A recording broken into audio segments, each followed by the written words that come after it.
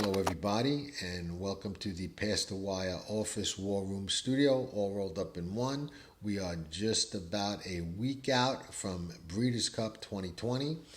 The final countdown is on. The anticipation and excitement is starting to build, and we are going to talk about the Breeders' Cup, but from a little bit of a different angle. You know, at Pass the Wire, we like to talk about things that sometimes a lot of people are not talking about or overlooking, and just things that are not getting the attention that some other things are getting. And we think we're going to hit on that in this video. You know, everybody's talking about the horses and the contenders and the pretenders, and we are as well. I mean, it's just that time of year, goes without saying. But you know, there's an interesting article on the website that I wrote this past week about who is going to get off the Breeders' Cup donut. And we looked at some interesting statistics, like Ken McPeak, who's got Swiss Skydiver and a couple of other contenders, 0 for 31. Never won a Breeders' Cup race after 31 starts. Christophe Clement, 0 for 38.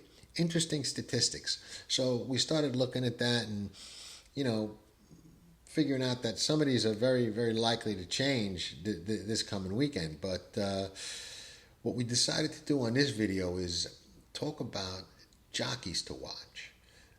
Everybody's talking about horses to watch and maybe horses to play or play against, and I get all that, and we've got that on our radar as well.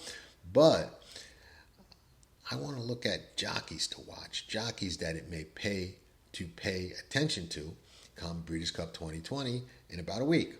And the one I'm going to start with is Umberto Rispoli. You know, this is Umberto's first Breeders' Cup, and he came here, started riding in California, and immediately established himself as one of the best riders in the country, and I will extend that, and even the world. I mean, he is a world-class rider and a champion rider, but I will extend his riding ability from the grass to the dirt. Doesn't matter the surface. I mean, a lot of people say, oh, he's one of the best turf riders, and I agree, but I think he's equally as good on the dirt. Probably not as experienced on the dirt, but rides it as good as anybody. And he's a very, very fierce competitor, and that helps on the big days especially. I mean, all riders at the top level have to be competitive. They're athletes. They're just by nature competitive, and to compete at that level, you have to be. But he's a fierce competitor, and he's very cerebral. He reads the form. He studies the horses. He knows his mounts. He knows the other horses, and I think that's going to give him a leg up come Breeders' Cup 2020. I'm confident that he will put every horse he's riding in a position to win. It's just going to come down to whether they got enough gas in the tank and can be the fastest horse that day. And I'm guessing that one or two might be, but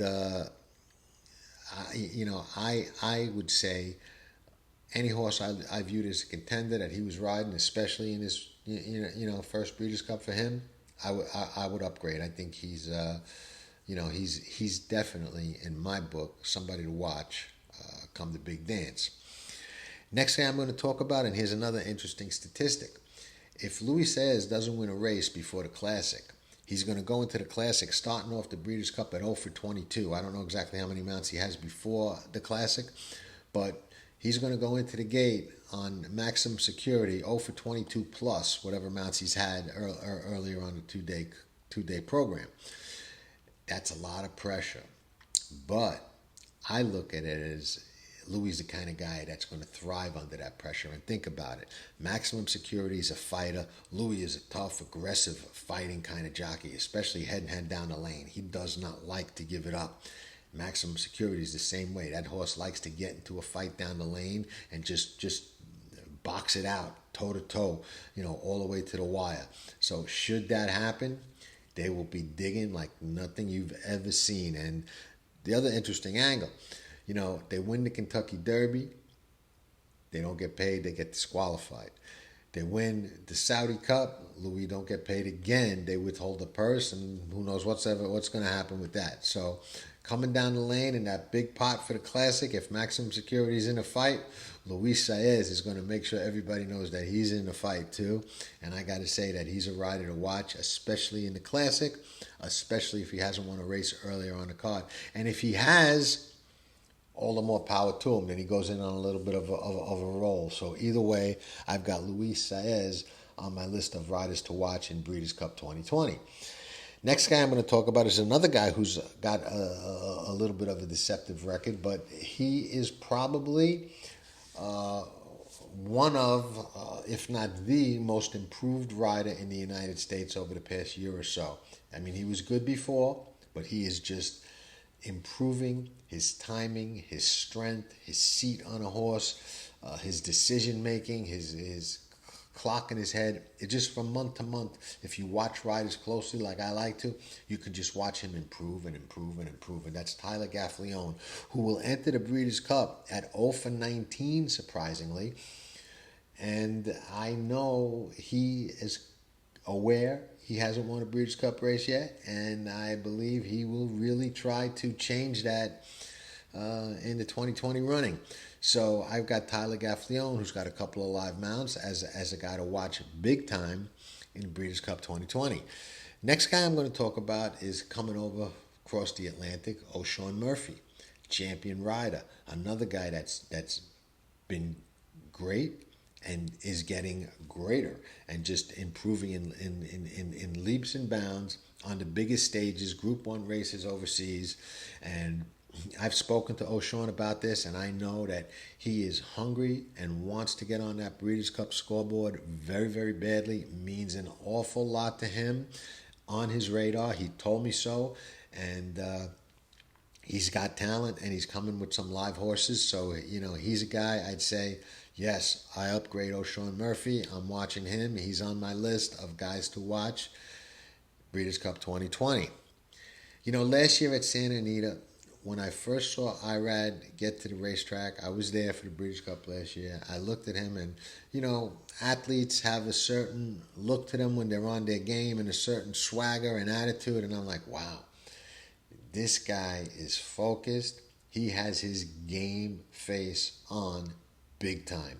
I mean, he didn't need blinkers. He was just dialed in. You could see it in his face and see it in his eyes. And, he rode like it, bricks and mortar, Vino Rosso. He just rode lights off both days and, had a phenomenal Breeders' Cup. He's 9 for 53 in the Breeders' Cup. He's got 9 wins already. I will not be surprised if he adds to that respectable total for a young rider come this Breeders' Cup. Now, interesting thing, brother Jose, he's 3 for 50. So they've got about the same mounts, 53 and 50, but Irad's got 9 wins to Jose's 3. They're competitive, the two brothers. So I would say Jose is going to be very motivated. He wants to start chipping away and catching his brother. So I'm going to say that the two Ortiz brothers are guys to watch, which they ride a lot of good horses day in and day out. So, they're on a lot of people's radar. But I think that this particular Breeders' Cup, we've got some extra motivation from both of them because Irad, he's going to be pumped up from last year and want to pad that resume. And Jose is going to be wanting to catch him and get a few more notches in that belt as well. So those are two guys I definitely think you have to watch. Now, let's talk about two savvy old pros that just, that just know how to get it done. Frankie's coming over to ride a couple of horses for John Gosden, maybe a couple of others. Frankie, for the past 2 or 3 years, Dettori has been in a groove like nobody. I mean, he's winning all over the world. Doesn't matter. France, England, just everywhere. Germany, I mean, he goes and wins Group 1 races. Just anywhere he goes, the United States is no different. This guy is just riding like a young rider in his prime, just flawless ride after ride after ride. And he's another guy who's just a fierce competitor. He's all in, and he's got that world of experience behind him as well. And when John Gosden sends these horses over, they're right as Dodgers. So, I wouldn't be surprised to see him add to his already quite impressive Breeders' Cup record. Mike Smith is the leading Breeders' Cup jockey of all time in Money Won, and I believe in Races Won. And he's just Mr. Clutch, Money Mike. They don't call him that because he doesn't show up on these days. I mean, whatever he's riding, he's going to put in position. So, I got to say, I upgrade any horse that, Frankie is on or that Mike is on, because, those are the two old pros, and they're going to show up, and they're going to, if they've got a shot, they're going to take it to you.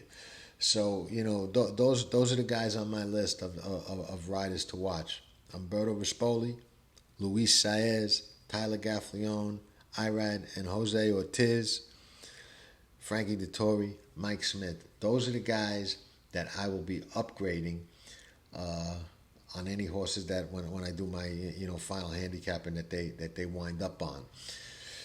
One last guy I'll give an honorable mention to because I think he absolutely deserves it. Robby Albarado. Robby's got 3 Breeders' Cup wins already. Tappett's Fly, Curlin, and what was it? Court Vision, maybe. He's got 3 Breeders' Cup wins. I know that. And, he's going to ride Swiss Skydiver, and he gave her an absolutely flawless ride, just a beautiful ride in the Preakness, beat the boys. And I think he's going to come into the Breeders' Cup with a lot of confidence, whether she runs in the Distaff or the Classic. I think he's going to be confident. I think he's going to ride her good again.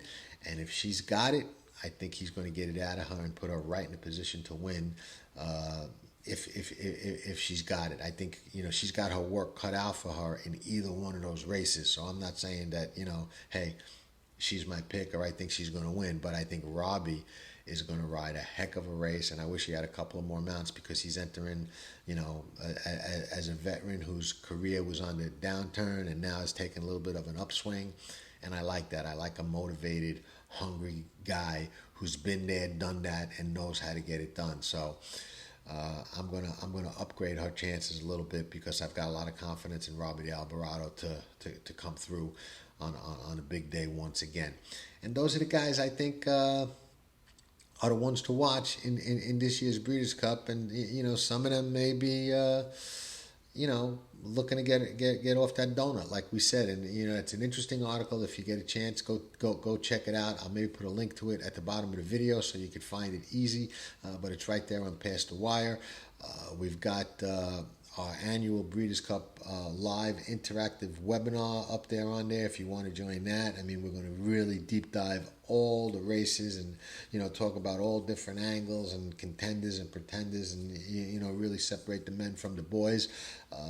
If you don't catch it live and you do register for it, there is a replay and a transcript that will go out. So if you don't catch it live, the only thing that you'll miss out on is the question and answer time, which is, in my opinion, interesting because people ask a lot of good questions and we try and provide them with a lot of good answers.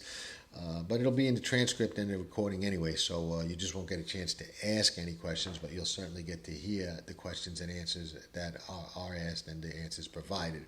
So with that, I will not take any more of anyone's time this evening. We've got a couple more videos coming out before the Breeders' Cup, and we've got a world of Breeders' Cup coverage on Past the Wire.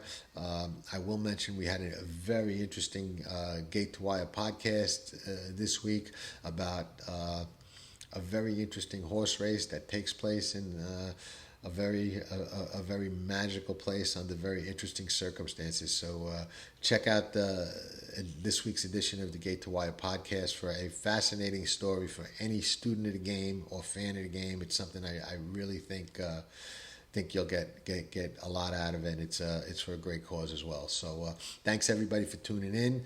Let's start getting ready. Homework time, game face time, buckle down time, and we'll get this thing done right. So enjoy the prep work, and we'll be back sooner than you think. So ciao.